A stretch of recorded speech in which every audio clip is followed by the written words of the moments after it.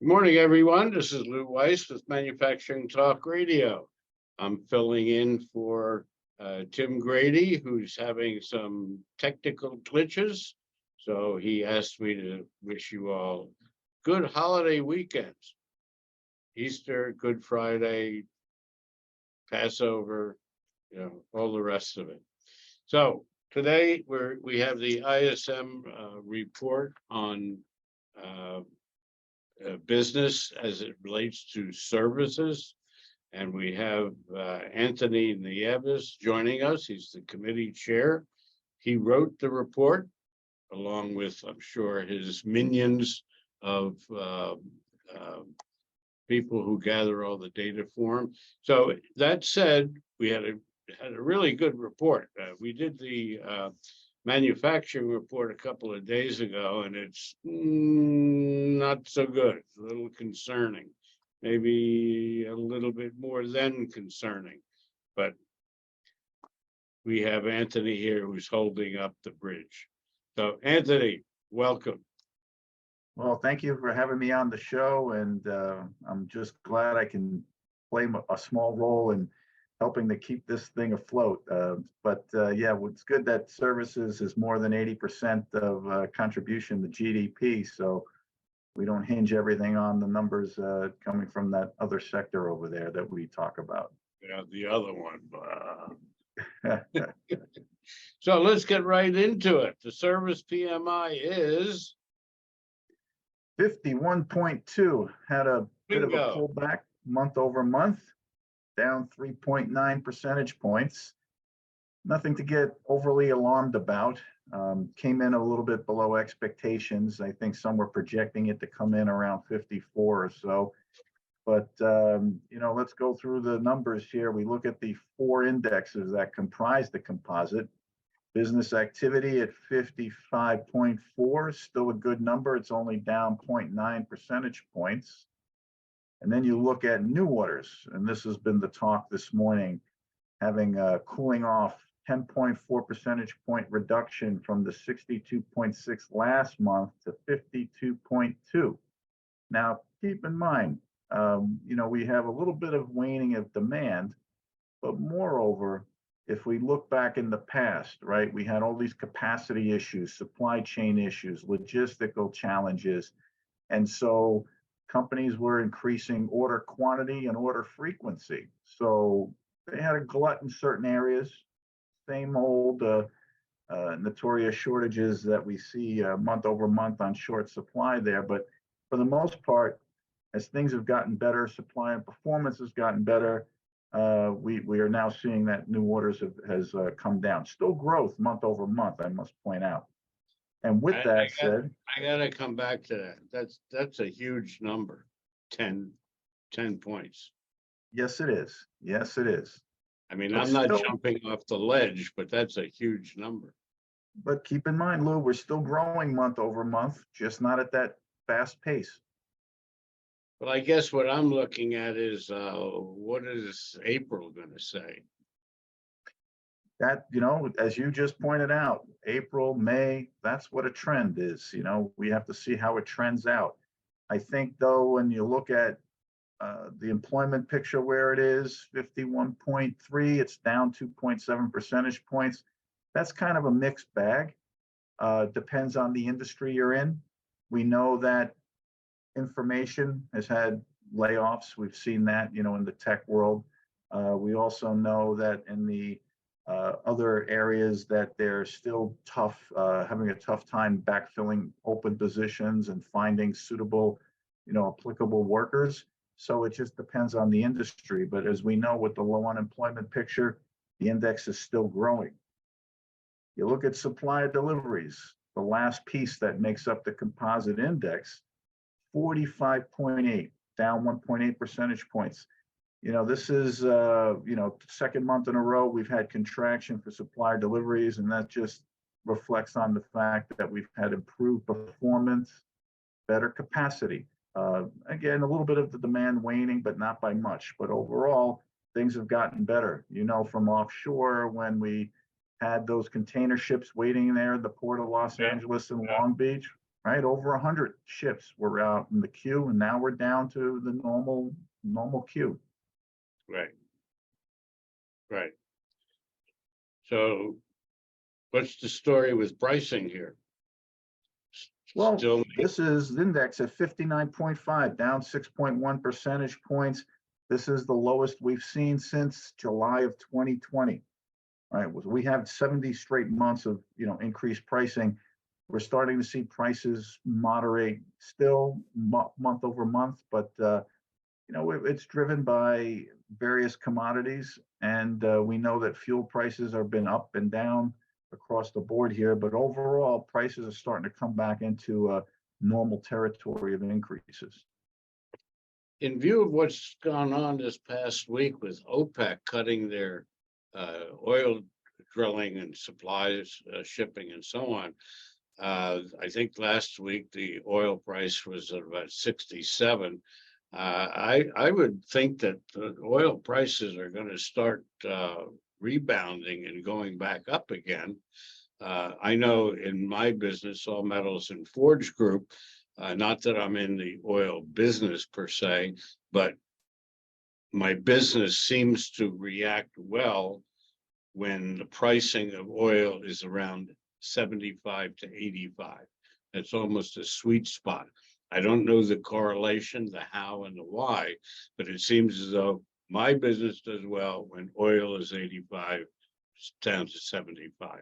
So do you see oil in as a direct result of OPEC? We haven't seen it yet. All right. And again, we'll see it at the pumps, but moreover, it's the reliance on overland trucking that we see in the services sector, the disparate locations. As we know, the intermodal piece of overland trucking does add to the total cost of ownership for products and services. And petroleum-based products play a role as well in both sectors. We see it with with whether it be any plastic liners and things of, they're all derivatives of what oil production impacts. Right. So talking about backlog, which seems to hit that 48.5, which is like borderline of either going up or going down. Well, when you look at backlog, and again, this all correlates back to that supplier performance piece, the capacity improvements. This is the first time after 26 months of growth that we've seen this index contract. And this is the lowest reading we've had since May of 2020. And again, what the respondents are telling us is that previously they had those order frequencies increase and also the quantities. And now they're just with the improved logistics. We're seeing the backlogs as well as deliveries, and that's impacted the inventories as well. We've had some contraction in the past on inventories, but at 52.8, I guess one of the better or one of the more significant comments that came out was that one respondent stated that now the inventories are at the right point of where they should be, just having a little growth month over month, which also correlates to what we see on the inventory sentiment. And to differentiate that for the listeners, inventory sentiment is a question that we ask our respondents. How does it relate to the business levels when you look at your inventory levels? Is it suitable, as it relates to that? In regards to inflation and recession, which we're not hearing a whole lot about the last couple of weeks on the mainstream media, it seems as though that Trump has dominated the airways. So we're not hearing a lot about recession and inflation, but clearly, prices coming down. Gas is at about down to about $3 a gallon for at least here in New Jersey for regular gas, which it was at 4+. The fact that backlog is beginning to drop, people are spending less. Is that because of inflation? Are we expecting a recession? I know I'm asking you to prognosticate, which you don't like doing, and I can appreciate that. But where do you see, is any of this as a result of inflation? Well, we've seen not so much the inflation piece, that's part of it. People, we've talked about this in past shows going back in past Yeah, years. Yeah, people will buy when they want to buy, what they want to buy. They're not going to differentiate much on certain things, maybe on high ticket items. Where I think we're really being impacted, those particular industries, real estate, rental and leasing, as well as finance and insurance, interest rates are definitely impacting the activity in those two particular industries. And think about this, real estate, rental and leasing is the largest contributor to GDP across the board. And, right. our respondents have reported in the past about new housing starts have been affected and, resale as well on existing homes, but more so on the new housing starts and the cost of money and development and whatnot. That's all being impacted by interest rates. Yeah, yeah. Um, your your panelists, what are you hearing from them? Well, the panelists, and here's a couple of good ones, and this one comes from transportation and warehousing. Supply is starting to stabilize. Prices are coming down, but in small increments. Food prices remain high, and availability continues to be a challenge. And that we can see evident in the supermarkets, right? In the markets, in the grocery stores, where there's certain products that are plentiful, but others the availability is not there or packaging has changed. So we know certain commodities are in short supply. Another good comment, this one is still experiencing shortages in general labor positions amid demand for higher entry level wages. And that comes from educational services. And that's applicable across many industries. We're having All Metals and Forge Group is having an issue with labor in that we're trying to hire people, and what we're getting is a lot of firmed up appointment dates for one-on-one interviews and all no shows, which is unbelievable. So I'm assuming that the unemployment rules and regulations went back to pre-pandemic, where you had to show and prove that you had an appointment or an interview with somebody, so they have your name. That, well, yeah, we went to All Metals and Forge Group, but they didn't. So that's becoming a bit of a problem. And like a lot of companies, retirement is part of the mass exodus in a lot of industries. And so goes the knowledge base of the job when somebody leaves, especially when they don't have time to train a new person because that new person hasn't shown up. So it's there are some issues that we're experiencing that I know are being experienced by others, not necessarily in your report, but in general. That said, I have one interesting question about mining. And I know you and we always talk about it because we're in we sell into the mining industry. Mining, in my opinion, for whatever my opinion is worth, should not be in the services report. It should be in the manufacturing report, but we've argued that out before. So mining is doing well in your report. Well, I've always said in the past, Lou, when mining's doing well, I'm fine with it staying in the services sector. When it's doing badly, Tim can have it, it can go over to manufacturing. Yeah, it's all about me, isn't it? Sometimes. Well, so as we wrap this up, we only have another few moments. Do you have any parting words regarding this or next report? Well, two things I want to point out is one is Wednesday, May 3rd is the next release for the ISM report on business services sector.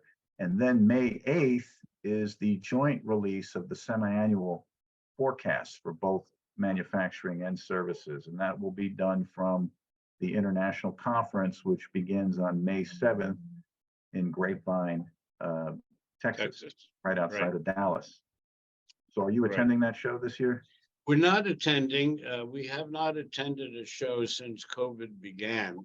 And that's mainly because a good many of our office staff and managers they reluctantly went to work remote, and now I can't get them back. So, and the bottom line is that my business is running better with them operating from home. So, and that's one of the reasons why we're looking to hire people, because the new people coming in will work in the office. So no, I'm not going to be at the show. However, we are talking to some of the people at ISM about perhaps us doing some kind of a live feed, perhaps with you and Tim. And if you would participate, and Tim has already said, yeah, I'm in. So I need to talk to your higher ups and see if we can get your report as a live feed on Manufacturing Talk Radio. Oh, very nice. Well, I have to say, you know, on the introduction, you were mentioning about the ISM staff. They actually really do all the heavy lifting on this report with the data compilation and everything else, and all the resources that go into it. The staff is exceptional. Everyone that's involved with this, you know, Paulie, Christina Cahill, all of the folks that work on this, Rosemary Gupil, everyone that does, you know, plays a role in putting this all together. I'm just the show pony that comes in at the last minute. You know, they're doing all the heavy lifting. Unfortunately, I don't know them all. I do have a nice relationship with Christina Cahill. She's a real doll. She supports Manufacturing Talk Radio to the hilt.